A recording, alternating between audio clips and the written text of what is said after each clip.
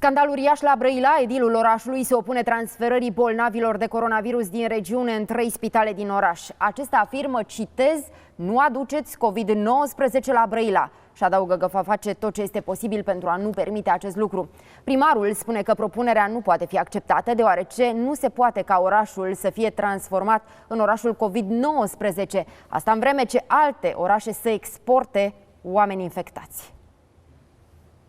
Este un lucru absolut anormal că în această perioadă, când toată lumea recomandă să stai acasă, să eviți deplasările, anumite instituții publice să ia în calcul mutarea a sute de bolnavi dintr-un oraș în celălalt.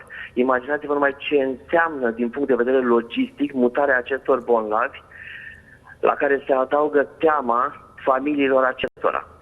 Cu siguranță este o propunere absolut aberantă care nu poate să aibă loc. Mai mult decât atât, de ce trebuie să transformăm anumite orașe în centre ale coronavirusului, iar pe altele să le protejăm? Fiecare oraș să-și trateze cu maximă responsabilitate cetățenii care vor avea acest virus.